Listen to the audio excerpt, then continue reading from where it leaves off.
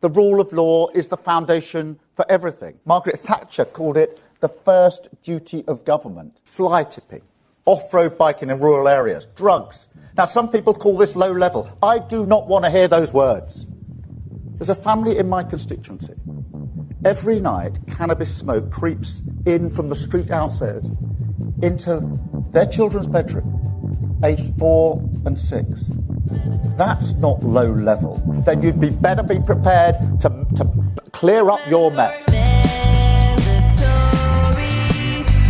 Redistribution Party. Redistribution Party.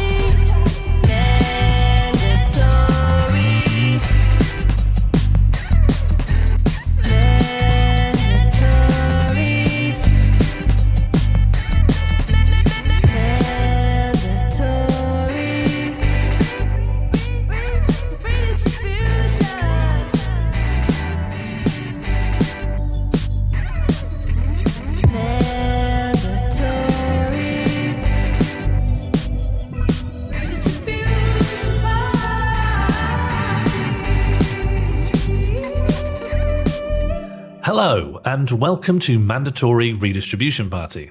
My name is Sean Morley, and I hate Keir Starmer. I hate Keir Starmer, and I'm Jack Lewis Evans. This is an episode about a man as boring as he is. I hate him. The eyes of a shark and the personality of a mole. Keir Starmer has sealed the lid on hope. Optimism has been found guilty of being too left-wing and slid into Keir Starmer's pedal bin. We've asked a focus group if Keir Starmer has enough Union Jacks. And their response was, who? Keir Starmer is a drain on my energy. Keir Starmer goes on holiday to the Marianas Trench. Keir Starmer has made a deal with the devil, but the devil is really fucking boring. Keir Starmer is a paint that will never dry. Keir Starmer is nostalgic for white dog shit. Keir Starmer is the final boss of a game that you never completed because you became more interested in your self-assessment tax return. But don't worry, we'll also be talking about blue tack. Yes, away! One for the lads.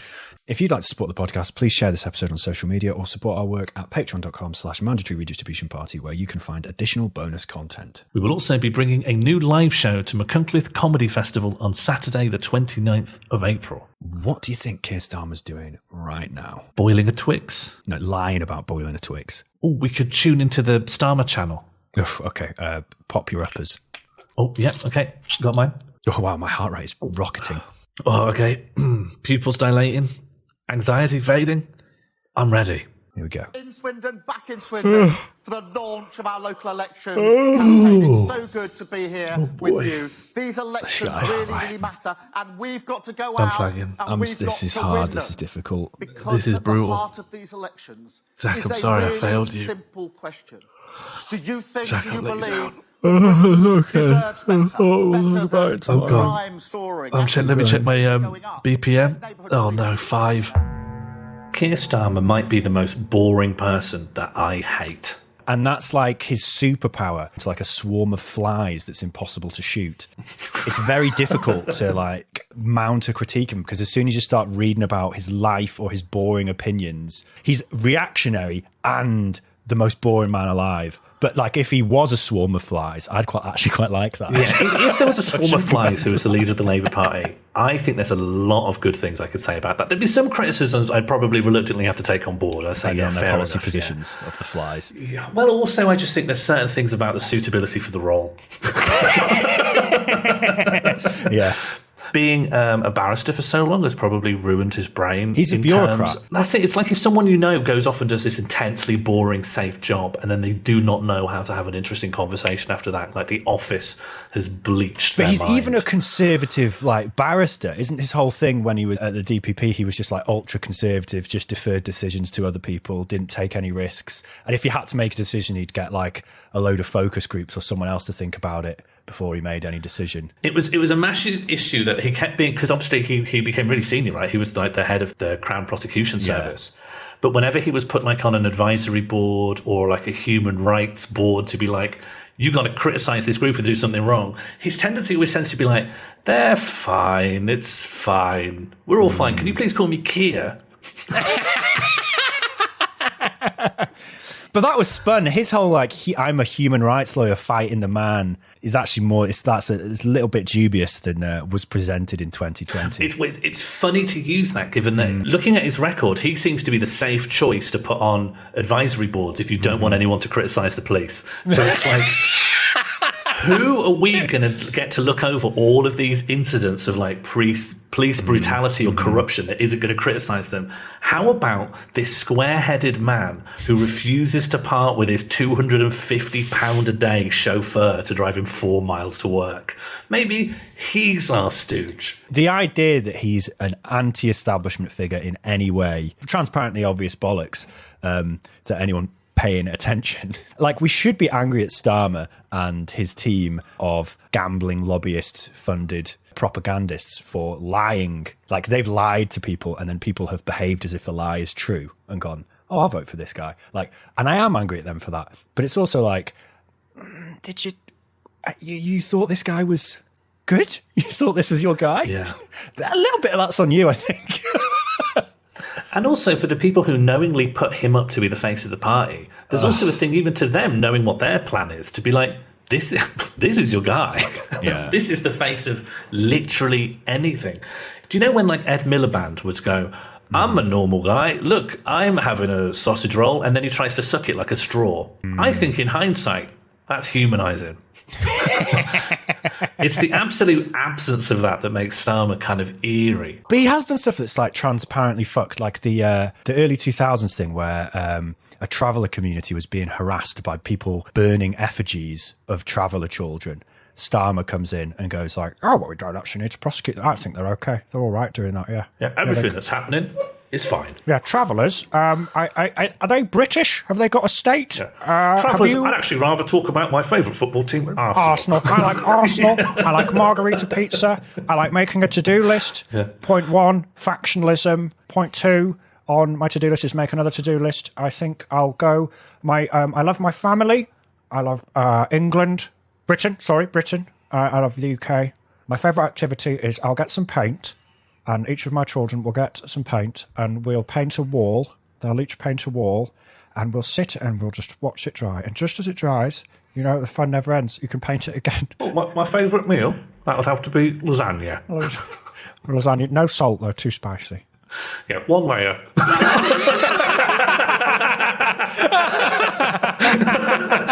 Yeah, it's just put the pasta layer at the bottom and then put the mince on top. I call it lasagna tart.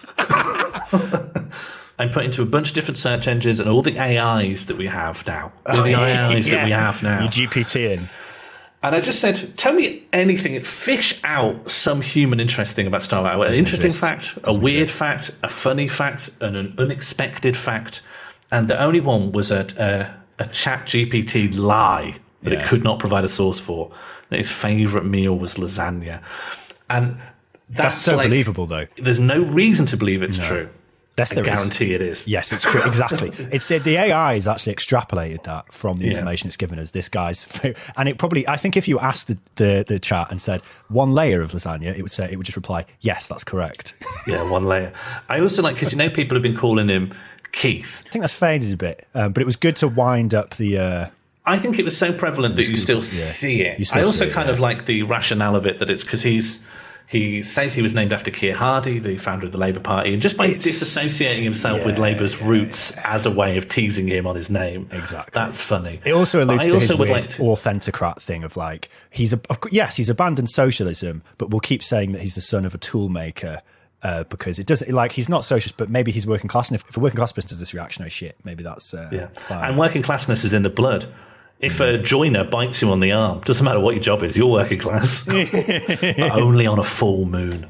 But I love the like only on a night out. The silly idea that like Keith is a working class name. Like I did see people in 2020 going like, this is classist using Keith. What's wrong with being called Keith? Yeah. They took it as like, yes, Keith has this innate working class value. No, how dare you insult people called Keith? It was fucking hell. That's like unlocked memories I want to relock. Well, that's why I think I want to spearhead the new thing of just saying he loves lasagna. One layer lasagna. You had any lasagna, mate? How many layers? I want to hit him with that, like the farmer hit John Prescott with an egg. I want to be there, just getting a really weird question, and I want the left to rally around it en masse. Keith loves lasagna. I do a blend of the cheapest mince I can get and frozen corn. I do a blend. So it's half, Yeah, I'm pescatarian, which for me means I put in corn mince and real beef mince with a ratio of 80%. I don't cook the pasta sheet because I like that crunch. That's al dente. I actually cook the lasagna using the same iron I use. I like to iron clothes. I really enjoy that. And I especially like to iron the Union Jack flag. I actually have a little plaque here they gave me for being the slowest ironer in the village. A bit of an ironic plaque. I do iron at a medium speed. Yeah, I like to do things properly. I like to consider it. I do like to melt the buttons down. And then put them in my lasagna. Yeah, I don't like hard buttons. I like them. If you melt them down, you could use it like sealing wax to keep your shirt shut. Problem is, even mocking him and making him too interesting. In 2003, Starmer became an advisor to the Northern Irish Policing Board, a body that was set up as part of the Good Friday Agreement to provide some oversight over the police hitting Catholics with truncheons. Starmer's role was to monitor police compliance with the Human Rights Act. And around this time, the Northern Irish police were beating up Sinn Féin politicians, letting unionist paramilitaries enter Catholic neighbourhoods and turned water cannons on those who resisted. When Sinn Féin took their seats on the Northern Irish Policing Board, they requested an explicit ban on using plastic bullets on children. Starmer rejected this request and sent reports back praising the police's utter commitment to human rights.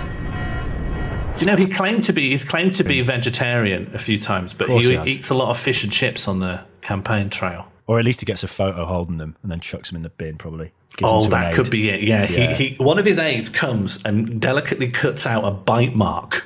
Yeah. And then they immediately impound it and flamethrower it. He probably could be lying. That is a thing. The guy's a serial liar. Yeah, is he lying about being a vegetarian or is he lying about eating fish and chips? It probably changed. It's like both are a lie depending on the time. Or it could be when someone says, "Are you a vegetarian?" an aide rushes up and says into his ear, "Don't say pescatarian." we have done extensive polling and the public does not like the word pescatarian. But he doesn't even care. But this is the thing. The idea that he's like responded to polling and then triangulating. No, like some stuff, yeah. You know, all this like pro-business shit. Working class British people, polling for that. People aren't going, "Do you know what? I really want pro-business. I wish the world was more pro-business." Whose fucking priority is that? It's Starmer's. It's not voters. The idea that's like, it's more operating on the idea of like, you can win from the centre right. That has received wisdom, not that fucking just your politics just being a response to polls, which are polling a population whose psyche is just a whirlwind constructed by the Daily Mail and the Sun. You know, that's not a good way to do things either, but he isn't doing that. He's not consistently triangulating based on what polls say. Apart from his like pro-business, pro-capitalist policies, pro-cop, there are elsewhere where you can see he's triangulating on the polls, where he's looking at an issue, he sees what society thinks, and in some way it's divided, so he just doesn't have a stance. That is poll tested, that is forensic. Some people think yes, some people think no. I think neither. I think nothing. I think families are nice, aren't they? Family, the flag. A town, a beautiful town with a flag and 5 families, and all of them know each other and they're friends. That's my Britain. No travellers. Yeah.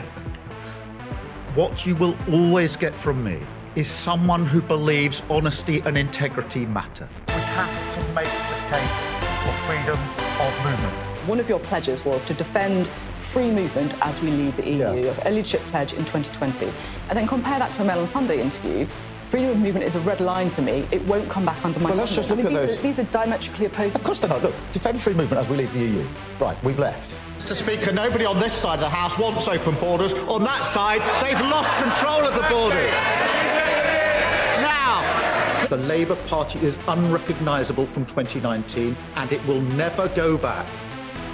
I think radical boringness has actually been quite an effective strategy. People are pissed off with him primarily for coming to the top of the Labour Party and then steering it massively to the right and sort of... He's the boot on the neck of the British left after the sort of euphoric delusion that was Corbynism. And that's enough for everyone to hate him. But that combined with his boringness means all the stuff he's done before, like his QC, as all the decisions he made with regards to actual policing and law, that hasn't been as interesting to people because he's so boring and he has enough crimes to his name. No one needs the extra. And there was so much stuff about like Jimmy Savile that acted as kind of... Yeah, you don't need to add that. He's already done a load of shit. He's done enough Jimmy right Savile away. thing is not... I think the best thing he's done is when he said to the British left to leave the Labour Party. Yeah, fair enough. Because that's really helped a lot of us sort of try to move on with our lives. And that means when, like,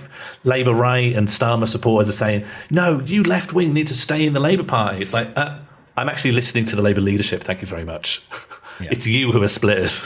I'm complying with policy, thank you. Starmer struck a deal with the United States Department of Justice, stating he would not interfere with their American foreign policy interests. To maintain this relationship, Starmer was very willing to extradite anyone to the US that they wanted, including Gary McKinnon, a man whose autism made him very reliant on his family, who hacked into US military computers because he was looking for UFOs. Gary's mother confronted Starmer in Westminster to get answers and reports that he responded, "I'm feeling very uncomfortable. Speaking to you is making me feel very uncomfortable." In the end, the extradition had to be blocked by Theresa May. However, when a similar case appeared, the accused was not so lucky. Londoner Tala Hassan was extradited to the US to be detained without trial for 6 years. Hassan had been described by his psychiatrist as extremely vulnerable. The guy's done enough bad stuff on his own. He's done awful stuff. There are plenty of times when in his previous jobs he falls to the right of the Conservative Party. 2011 riots, maximum sentences for everyone. Ooh, bottle of water you've taken there. He loves law. Do you know the one thing? You know that weird pipeline of like right-wing Labour factionalists had some allegiance to some socialist history, but then latches onto some part of the British establishment that sort of infects every other part of their ideology. Yeah. And for him, at some point, he becomes such a massive believer of the rule of law, which I don't think you can be that committed to the UK legal system as something that can bring about social good and not have like an extreme tension and conflict inside yourself. So he just wins in the end. The QC brain defeats everything else inside him. It's a combination of technocrat proceduralism and going, well, I do this and then you do this and I'm really boring and I can't think for myself. And then also the elements of his brain where he does have ideology. The ideology is reactionary.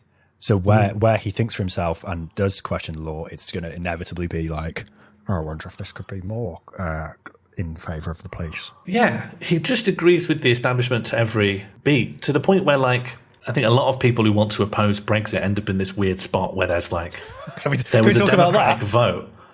Yeah, that was like the biggest grift he ever played, right? He saw that was a means by which to further his career. You know, that's the job he asked for. I think he wanted Home Secretary, he couldn't get that. Expanded his brief cheekily because he was told he'd get some Brexit-related thing, and then on a phone call to Corbyn, declared that he'd been offered a bigger job, and then Corbyn obviously just said, not wanting to contradict whoever had said this to Starmer, even though obviously fucking Starmer was making it up, was just like, oh yeah, you must have been given that, and then hung up and was like, oh shit, should we have given this guy this job?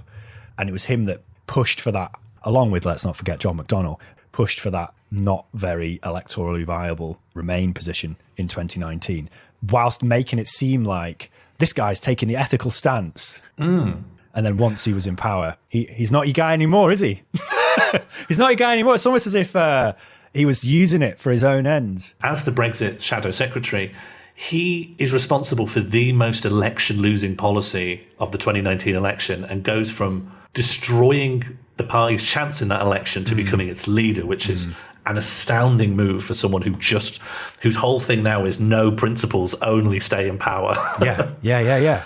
Well, also how Brexit stuff goes through the lens of Starmer. He isn't just reacting to like polling. He has got these own values, and his values are always reactionary. Like loads of the main reasons people were, you know, if you asked Poland of like why people voted Brexit, was often because they saw the EU as undemocratic. Or bureaucratic or distant from the UK, and they wanted to devolve power It was about the principle of democracy. It wasn't just we've got to stop the immigrants, but that's what it is in Starmer's head. So that's what he takes from it. Yeah. Like once he does abandon Remain and accept Brexit, like what elements of it, what does he take from going, right, the British people want Brexit, and Brexit's inevitable now, what do I take from that? I'm going to crush the immigrants. Yeah. Red Wall wants no boats. Do you live in a small town outside of Leeds? Well, I'll make sure you never see a boat again in your life. We're going to start going to France on a little car. In 2005, the Met Police racially profiled 27-year-old Jean-Charles de Menezes and shot him 7 times in the head. The Met destroyed evidence relating to this case, and their statements about de Menezes' execution were contradicted by eyewitness testimony and video footage. Keir Starmer decided to bring no charges against anyone involved. He is a charisma void. Like Blair, evil, the butcher of Iraq, right? But charismatic. Remember when it came out that, it didn't come out at once, but like numerous things of just like massive corruption with the Tories, like Hancock giving in these like crazy PPE contracts to just random pub landlords. People are asking Starmer if he should resign, and Starmer's like, no, I don't think this is the time to call for people to resign. Maybe he should just apologise. Or I don't even know if he asked for him to apologise. Just like, mate, there's a giant open goal there, and your issue with it is that you're not able to give contracts to your mates. Is that why you don't want to go after him? Because that's what you want to do. Yeah, we make this illegal. I'm going to want to do that stuff myself. Yeah. I mean, he was a big expenses scandal guy, right? He charged all kinds of stuff. There's too many MPs for whom a blanket crackdown on corrupt practices is going to come around and bite you. Well, and also the reason, like, if he's getting all this money from like venture capital and gambling firms and private healthcare, they must be giving him that money for a reason. They must want something from him. And he must have suggested he could give it to them. What could that be? Dare we imagine? I daren't. Not strong enough. I think it's going to be to help people. Private healthcare companies and gambling companies. I think they want him to get into office to help people, to help the British working class. Yeah. What you will always get from me is someone who believes honesty and integrity matter. The 2019 Labour commitments to nationalise water, energy, rail, the Royal Mail, they'll all be in Labour's next election manifesto. I've made that commitment. We'll have a look at one of your 10 pledges during your leadership campaign to become the leader of the Labour Party, and you said this in it. Public services should be in public hands, not making profits for shareholders, and this is the key bit, end outsourcing in our NHS. So why have you changed your mind? Well, we're not talking about privatising the NHS or any public... Well, the NHS has always used elements from the private sector. GPs, for an example, is an example. But your pledge, you said end outsourcing in our NHS. You've changed your mind? Yeah, well, look, the outsourcing of some issues and functions I don't think has been very effective. But if you take the NHS has always used GPs in private practice. That's always been part of it. For many, many years, the NHS has referred NHS patients to the private sector to have operations, hip operations, knee operations, etc. I think we could be more effective at that. But I'm not talking about privatising the NHS. The same is true in criminal justice. I do think it should be run as a public service. But it doesn't mean there isn't a private sector in there. Self-employed barristers, for example. I'm asking you a big principled question. Will you nationalise the big 6 energy companies, yes or no? No. The Labour Party is unrecognisable from 2019 and it will never go back. Imagine Starmer convincing someone of something. That's kind of a mad idea, isn't it? Imagine you don't believe anything and Starmer's trying to tell you like what's inside a box that he's looked inside of. I just feel like I'd be not necessarily sceptical. I just find it hard to make my brain attend to his words. The way he talks is actually ableist against ADHD people. Yeah, he doesn't say anything. He waffles on. If you ask him a question, he goes really moody, really fast. If you raise, for example, if he's not monotone, he's furious. If he's furious, they're the two options, monotone or fury. And he's got like a really short fuse for this guy supposed to be like calm, technocratic, forensic lawyer guy. Nothing will make him angry than going, well, you said this, but now you've done this. Do you have anything to say on that? And you're like, how dare you?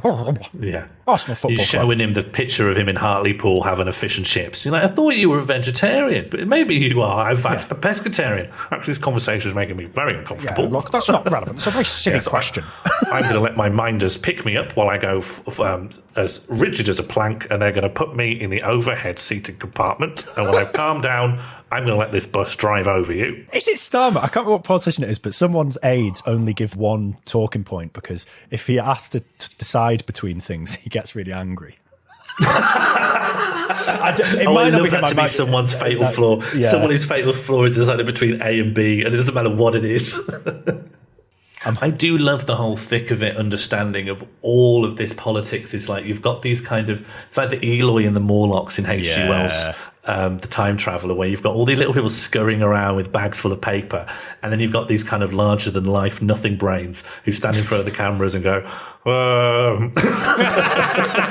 It's just this like two-class system. On the multiple occasions where it was shown that MI5 and MI6 agents had worked with and oversaw torture against British citizens, Starmer repeatedly refused to prosecute. Similarly, when members of the group Lawyers for Palestinian Human Rights handed in an application for the arrest of Israeli Foreign Minister Tzipi Livni on war crimes during the 2008 assault on Gaza, Starmer delayed processing the application and tipped off the Foreign Office so that it could grant her immunity. I have been looking into Keir Starmer Facebook fan clubs. Oh, thank you. Thank you for doing that for us all. I've taken a bullet for every team on the planet. Because I was interested, because Corbyn obviously had a massive youth movement, but even Miliband, who was kind of treated having a policy as an anathema to the campaign. The Milifandom. Had the Milifandom, yeah, which was started by students at York University and was relatively, I mean, while ironic, was, I think, done out of a sincere attempt to elect a Labour government. So I thought it would be funny to see, you know, what's the equivalent going on for Keir Starmer. And Facebook's got this new feature where you can lock groups behind... having a suitcase. I had to take a picture of my suitcase, yeah, and that needs to be validated by a Guinness World Record adjudicator. They're the only people they'll trust. But they, you have to fill in a little questionnaire to be let in. And one of them was, if Keir Starmer doesn't be elected Labour leader, who would you support? And I just put in Jess Phillips and they let me in. What's she done with all that money she raised? Where's that gone? Wasn't it over? She probably used it to 50K? harass Pizza Hut delivery drivers. Where's my pizza? 50K's worth of pizza. Yeah. Where is it? It's cold. So I got into two, and I'm happy to say they're the biggest because as far as I can see, they're the only ones. And the others that seem like they might be were detractor clubs full of memes about how he's a dickhead. So I found two sincere positive ones. Naturally, they had to be behind these questionnaires, so they're not like flooded with teens. Yeah. Do you know what? Any teen. One of them had an admin that was just fully talking about how sex is real and trans people shouldn't be allowed to weightlift. They'd use their admin powers to like pin a bunch of posts like that. Scans. Average age, definitely over 50. A lot of people talking about how socialism can mean whatever you need it to mean. It's mean different things at different times, and now socialism means working with the banks. A high incidence of accounts that seem to be run by dogs who strongly support Ukraine. Yes. So they like Ukraine and they like Keir Starmer and they are dogs. Yes. It never explained how they can take the photo because all four of their paws are in the image. No. You can set timers. No. You're talking like a caveman here. You can set timers. Oh, a dog can? Can a dog set a timer? Well, I know that they can teach animals to count and do basic maths. They do these things where they show numbers on a screen and they measure what animals can do it. And if they can do that, they can definitely set a timer on a smartphone, on a Samsung. If you put a dog in front of a selection of flags, it will touch the Ukraine flag. Always. And what's interesting, right? New Scientist says no one knows why that is.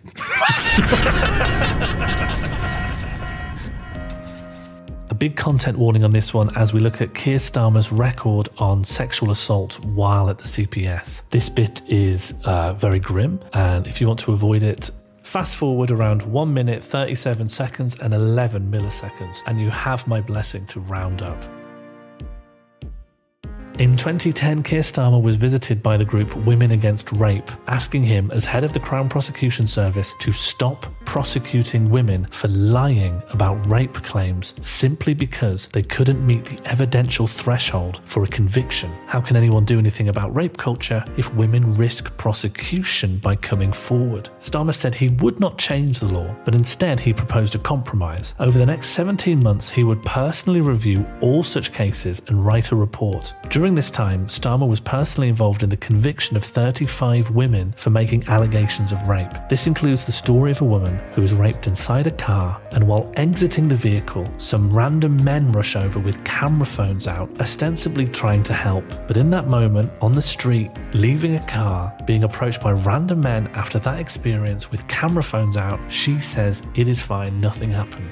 That footage was used by Keir Starmer to prosecute her for making false accusations. 1 year later, Keir Starmer scrapped guidance given to the police that instructs them to refer rape cases to state prosecutors very early in the investigation to ensure victims are given a fair hearing and are not having their credibility determined by the police. Starmer instead offered new guidance, increasing the police's powers to determine if they should listen to a rape victim story. The Met Police, the London Metropolitan Police, those guys, them. I found a thread that someone started, which was just said, where do you stand on the Israel-Palestine conflict? And the author was a 50-year-old man sat in the outdoor seating area of some southern European bar, and the comment section had been nuked. I just like this guy going, oh, yeah, I'll just ask this question here, holding up like a Stella in somewhere like the Costa del Sol. Yeah. Comments have been disabled. I want to share an image with you. It summed up the entire vibe, and I want you to read aloud the comment and the reply. This was about Corbyn being kicked out of the Labour Party in the next election. Michael Greenan says, at 75, he should be dying to put his feet up. Politics is a game of winners and losers.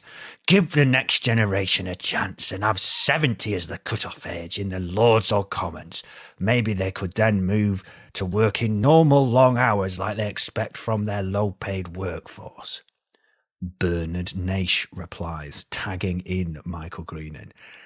That's one of the worst ageist comments I have seen. Just as bad as racism. There we go. Fucking hell. Fucking hell. Can I just add the tidbit as well that's not conveyed through the spoken form, which is in Michael Greenan's post, when he says politics, he spells politics, capital P, O-L-I-T-I-C, which that bit's correct, and then apostrophe S. Capital I love P. the apostrophe S. It's the apostrophe S which really sends it into space, yeah. This is a sincere call for anyone listening. Do you come across boomers that use apostrophes, specifically apostrophes, in a really weird way, or commas? Apostrophes and commas that are often like floating on their own, they're right next to a word, they might be used as like ellipses. Well, they use ellipses willy-nilly as well. Often with commas. I'm fascinated by this kind of, it's a specific kind of boomer grammar. Boomer online grammar. Where like you'll make like a fragment of a sentence and then there's just some ellipses or some commas and then another thought starts. I actually really like it. It's really hard to talk and focus on Keir Starmer, isn't it? It is tough, isn't it? The moment I was able to talk about... Have you ever seen how people use apostrophes? What are you doing? No, the whole time I'm waiting to find some interest here. I've been looking in these Facebook groups. I'm like, this is interesting. Yeah, these apostrophes. I'm with you. I agree. It's tough, okay? It's like looking at a magic eye puzzle, but there's no image there. It's just a wobbly design. What you will always get from me is someone who believes honesty and integrity matter. Climate change is the issue of our time, and as the Extinction Rebellion protest showed us this week, the next generation are not going to forgive us if we don't take action. I'm really pleased to be here this morning supporting the staff at McDonald's who are on strike. Get up, go home, I'm opposed to what you're doing. It's not the way to deal with the climate crisis, and that's why we wanted longer sentences for those that are gluing themselves and stuck on roads. I am as strong as anyone in the argument that we need to take action against just off oil. I mean, gluing yourself to the road, taking those actions, stopping ambulances getting through. Wrong, deeply arrogant, and I want the police to act. Saying anything about defunding the police, I mean, and I would have no truck with that. I was Director of Public Prosecutions for 5 years. I worked with police forces across England and Wales, bringing thousands of people to court. So my support for the police is very, very strong and evidenced in the joint actions I've done with the police. There's a broader issue here, the Black Lives Matter movement, or moment, if you like. The Labour Party is unrecognisable from 2019, and it will never go back. There's no beating core at the middle of it, I think. It's like Starmer and the people who are ostensibly into him. They're not into him per se. They just believe he's a vehicle for something. He's antithetical to some other things they don't like. And his whole history of being like the top barrister, he's so proceduralism pilled. The idea of him in any kind of leadership seems wacky because he's so subordinate to like the rules, regulations, procedures, the law. I'll write a report, it'll take 19 months and then it won't be released, no one will read it, it'll be redacted. Which is not inspiration, right? You don't, when you think of like inspiring change or something, you don't think, a bureaucrat. And what's weird is like, obviously the Tories are the biggest bunches of wretches that could ever lope across the wet soil. But they understand that if you are a believer in representative democracy, the people that you elect to lead it are in some ways above the law in that they change the law. They change what the law is doing for the people who want them to make those changes. That's politics, baby. Awoo. Starmer is within the system, and if you elected him, he would just maintain that system of laws and governance. Well, but his proceduralism is deviated from if it requires subservient bootlicking to the status quo. So if he has a choice between the procedure and a sort of mechanistic interpretation of the rules and not fucking changing anything, he will choose the latter. Like these many examples of Tory corruption in politics generally, or his own manoeuvrings within the Labour Party, where it's like there shouldn't be interference with the leadership in party processes about membership, but except with Corbyn, who we're going to directly interfere in it to fuck him over. What you will always get from me is someone who believes honesty and integrity matter. Don't trash the last 4 years, because what Jeremy Corbyn brought to this party, he made us an anti-austerity party that stood against cuts. I want to pay tribute to Jeremy Corbyn, who led our party through some really difficult times, who energised our movement, and who's a friend as well as a colleague. Facts on Jeremy Corbyn were terrible.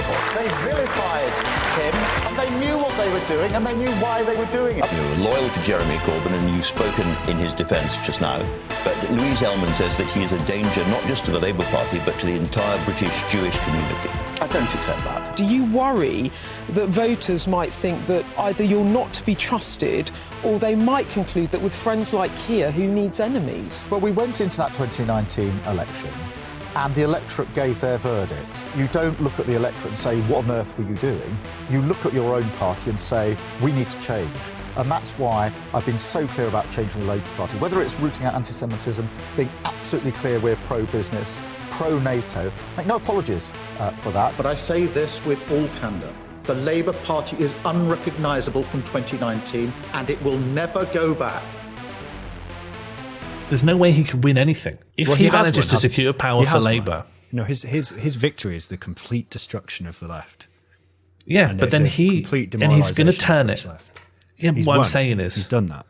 And he will be hoisted by that petard because he's turned it into a cutthroat's gallery, and his throat will be next because he is. I don't think he is going to be able to maintain that power. It's not about him. It's about, has the left been destroyed, demoralised? Yes. Completely won. I saw a Sky News interview with him recently where he said the interviewer was saying, so you've completely purged the left and you've done this and you've done that. And he took issue with like the second thing on the list. And I thought it was really interesting when at a point where someone goes, you purge the left, and that just goes by without comment. It's like, I'm not going to say yes, but I'm not going to object to the idea that I did just purge. Well, he would see that as good. He wouldn't deny that. He might not say yes. There would have been a time where he would have. I think there was a time when he was pretending a certain kind of cooperation and January to March 2020 before he was elected, or whatever. Oh my God. Yeah.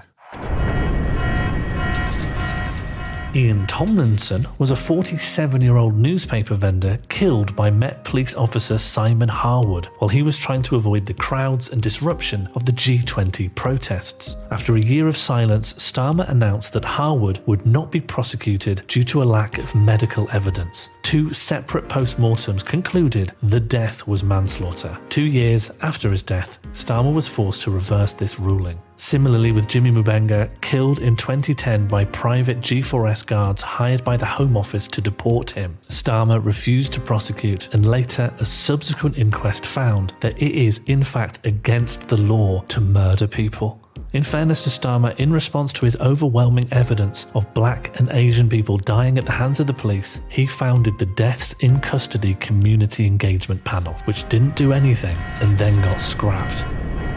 This guy's he's just so boring, Sean. He's like a sedative made of ham.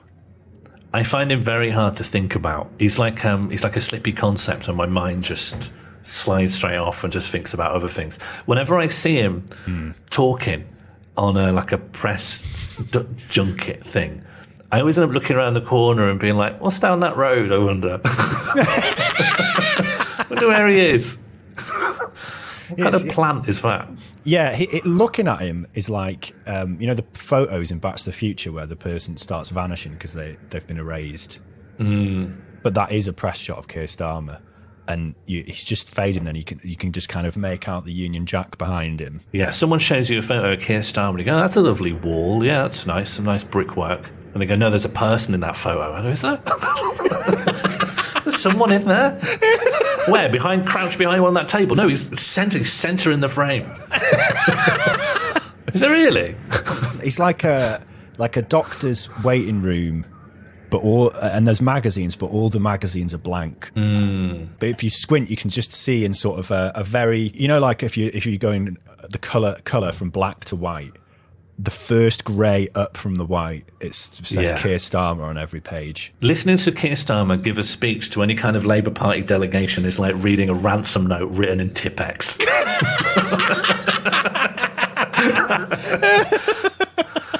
He's a spreadsheet with no formulas. It's someone who's trying to write a poem within an Excel document. Someone's trying to write you threatening emails, but they've attached an Excel spreadsheet and it's all in there somewhere. I honestly find the guy, it's a horrible mixture of depressing and bored to talk about. I feel endangered, but also just a bit bored, ready to move on. Yeah. In fact, I am ready to move on. I'm ready to move on. How much have we got here? We need an episode. Can you look at how long's the recording? We need more. And it has to be about Keir Starmer. Well, I don't know if there's anything more. I guess it has to be, I would say, more interesting than Keir Starmer, because the problem with him is the boringness, but we don't want to put out an episode that's boring, so it has to be more interesting than this guy. How much do you know about blue tack? Sticky, innit? Landlords hate it. It's not even that sticky, really, I think. It's not even that sticky. It's got a tack to it. Yeah. Do you know, it's one of those... do you know those inventions that were a failed invention for doing something else? Oh, like dynamite. What was dynamite supposed to be? Fish food or something? Wait a minute. Where's my fish? Hold on. Do you know what? I'm thinking of penicillin. Yeah, penicillin was supposed to blow up walls. Yeah. This wall's not blown up. Yeah, but I'm feeling a lot better. Why were you eating it? What you will always get from me is someone who believes honesty and integrity matter. This city has been wounded by the media. The Sun in this city are hurt for this city. And I certainly won't be getting any interviews to the Sun during the course of this campaign. Did you write an article for some newspaper the other day? Surely that's not getting you any support across the Northwest. I think that is very... Would you write for them again, Sir Keir? I would do, yeah. The Labour Party is unrecognisable from 2019 and it will never go back. I think with blue tack, they wanted to make like a really strong industrial grade sealant. And they came out with this weird putty. And they were like, well, that doesn't work. And then later someone used it just to put a notice up on the wall. And they were like, oh, the phone. That's bloody on the wall. But that's how you would make up the discovery of blue tack. You would imagine people going like, well, we've got orange goop, we've got yellow sludge, and we've got this blue tack. Like, it feels like someone's messing around with slime. Do you know what it feels like? Industrial waste. You know how Vaseline is it's like a surplus of something that they've then repackaged as Vaseline. Yeah, it's like old skin and fat from the liposuction factory. And they think, we're not allowed to dump this, so we're going to put it in boots. But I think it's like a side effect of the oil industry or something, I think. Blue tack is that, but I don't know what from. Like a surplus thing that's been turned into a product. Yeah, everything left over from a baking lesson. It isn't that sticky. It's like the stickiness. The stickiness runs out. I think ostensibly, don't think they're ever explicit about it, but I do think it is supposed to be kind of reusable. You're supposed to be able to unstick a thing and restick it, but it runs out. It's definitely got finite. It begins with limited stick and then it runs out. However, blue tack also sometimes randomly goes super strength, and removing it from a wall is like removing a tattoo or your own flesh. Yeah, if it gets cold and it gets left there and it dries out, and what I like about blue tack is you need blue tack to remove blue tack. Yeah. So sometimes you don't have any blue tack because it's all stuck. Then you get more blue tack and then you've got double blue tack. Have you ever got blue tack on yourself and it's become fiddly to get off? I've had blue tack so blue tack's normally quite hard and it maintains its own kind of surface tension.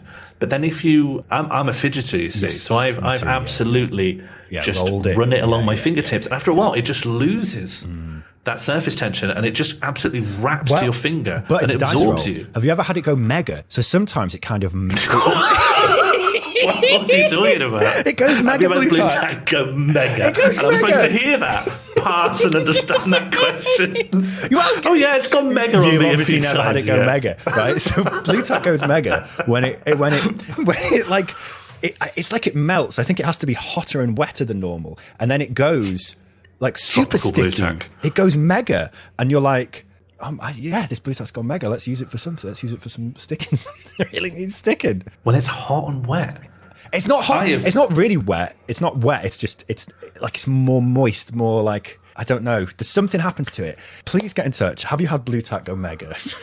As someone who's been to the Edinburgh Fringe a few times, I've ended up putting up posters in very hot, moist environments. I don't think I've ever encountered the mega blue tack. Well, this is it. I don't understand when it can go mega. Like it just goes. It just goes mega. It's like you'll find it and you go, oh my god, this blue tack's gone mega, and it's really like super gloopy and super sticky. I feel like I'm listening to someone's dream.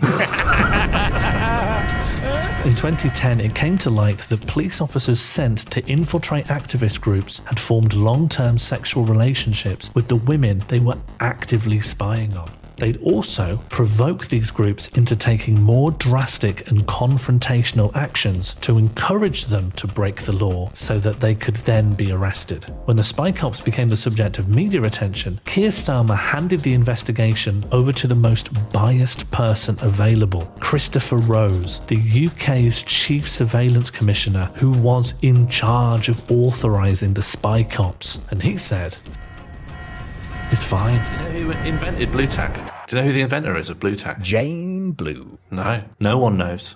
No one knows? No one knows. Who's got the patent? Bostik. We know the company. Right, but how? We don't know the individual.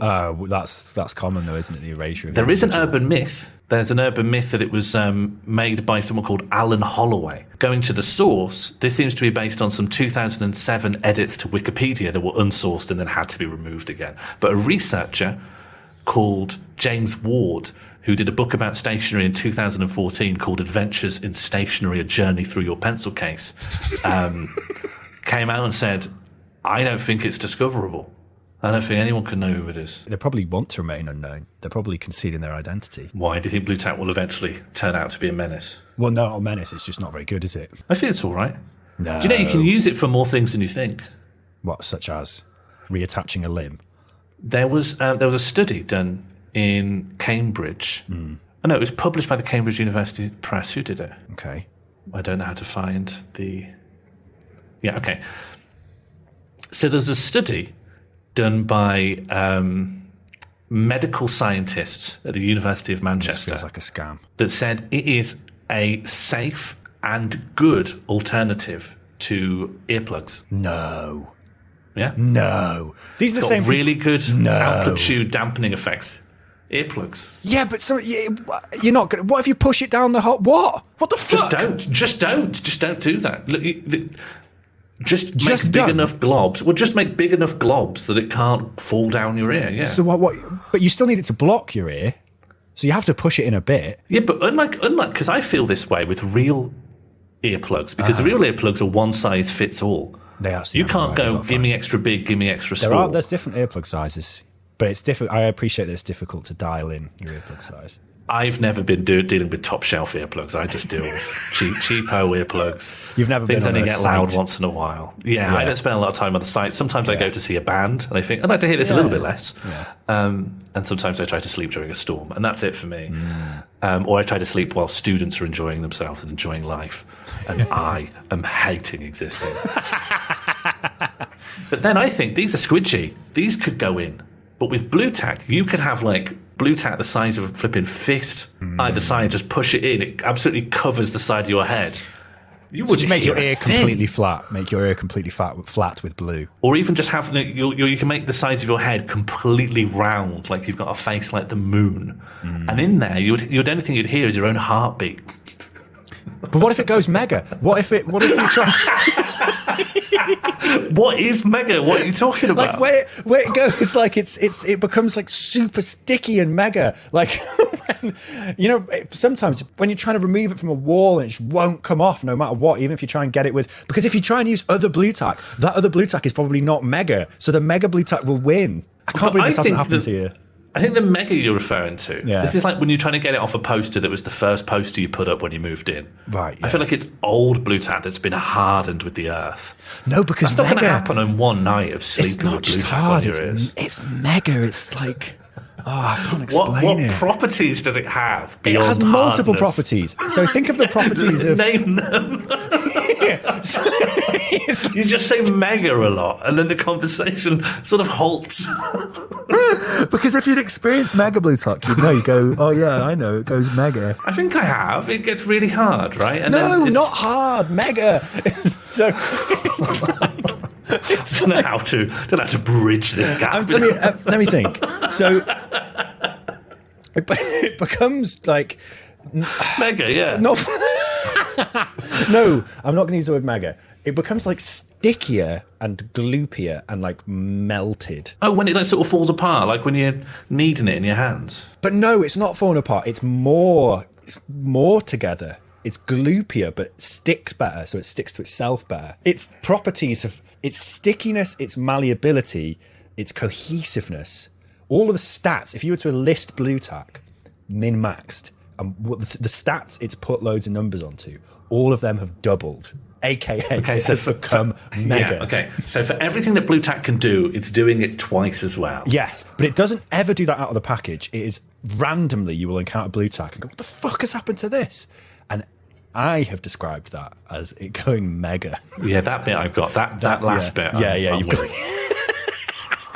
Yeah, I don't. So you're saying there's a risk if you use blue tack as an ear. What's it called? Earplug. Yeah. There's a risk it could go mega and then what? You can't get it off. You could get it off, but I think it would take fucking skin off hours. And yeah, it would take skin off. It would be horrible because if you try to get it onto your hand, then it's going to go mega on your hand, and then it's going to be all in your fingers. Well, there was a study done on this. So, what fucking studies on blue tack have you got up? Objective to demonstrate that blue tack is equally effective attenuating sound as over-the-counter earplugs. The same study you were looking at before. Yeah, volunteers were asked to assess the comfort and ease of insertion of earplugs and blue tack, and their peace of mind while using earplugs and blue tack. Control F mega. Well, I can't get into it because I don't belong to a university. It costs €31. Oh, fuck that, no. I know. I could email them. Yeah. Oh, in fact, there's an email right here. Should we email them? Subject. What if it goes mega? I'm not going to say what if it goes mega because I don't know what they won't know what I'm referring to. Hey, they're fucking academics investigating blue tack. They will know exactly what you mean. This was public. I don't think they investigate blue tack. This is they are. The Blue Tack Institute, Manchester Blue Tack Institute. Whatever. This person works at the head and neck surgery at the University Hospital of South Manchester NHS Trust. You should drive there. Honking my horn. Under Keir Starmer and the coalition government, the Crown Prosecution Service expanded its international division, whereby the CPS worked with the Foreign Office and Intelligence Service to identify and neutralise quote-unquote risks. This involved exporting criminal justice advisors to tell other countries, including those in the Global South and former British colonies, how they should run their justice system, pressuring them to enact draconian anti-drug laws in an effort to stop those drugs reaching Britain. Later, Starmer's advisors expanded into working with regimes known for torture and extrajudicial killings in the aim of serving the political objectives of the Conservative Party. You ever used a command strip? People always talking about, I think command strips are trying to push blue tack out of the market. They're not as good as people say. I actually think pretty good. I've tried to use some heavier things, and people are like, "Oh, a heavy thing? You want command strips for that?" No. I think what I'd really want is mega blue tack. It sounds like.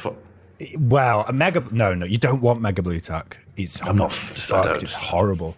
Its properties, its desirable properties, become so exaggerated that it becomes bad. Right, so it's so good. It's bad. It becomes an absurd, macabre parody of itself. Yeah, it's not. Sounds good. So command strips, I think, are pretty good for like a framed thing. I think don't use them. People will tell you can use them for like a hook that you're going to put a coat on or something.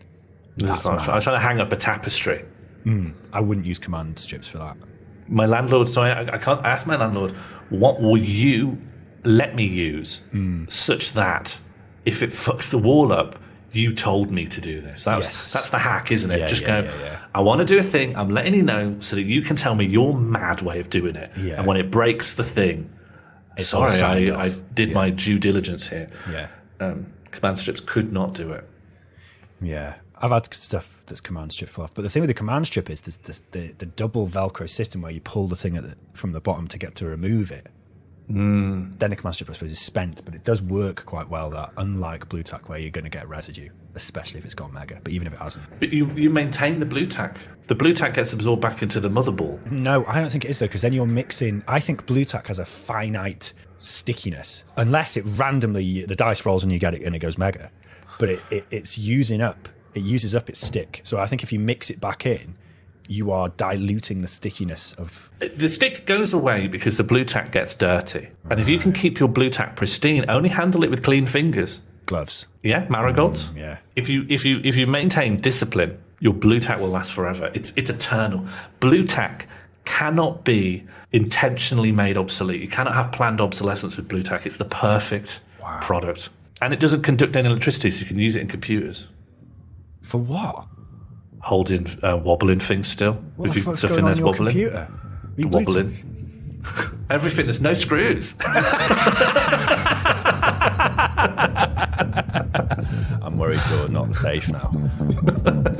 Yeah, me too. I'm worried it's going to go mega.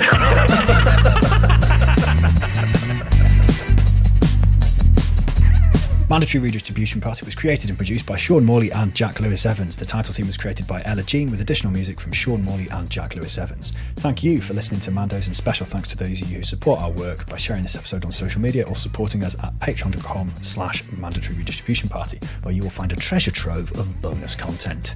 We are bringing a brand new live show, Judgment Day, to Machynlleth Comedy Festival at the end of April, as well as our solo shows. Sean's is entitled Sean Morley Has Been Banned from this year's festival, and I'm doing the character Barry Shafto in Do You Know How to Kill a Ghost? I do, and I will explain at this event. It would be cool to see you at any of these. Farewell, friends.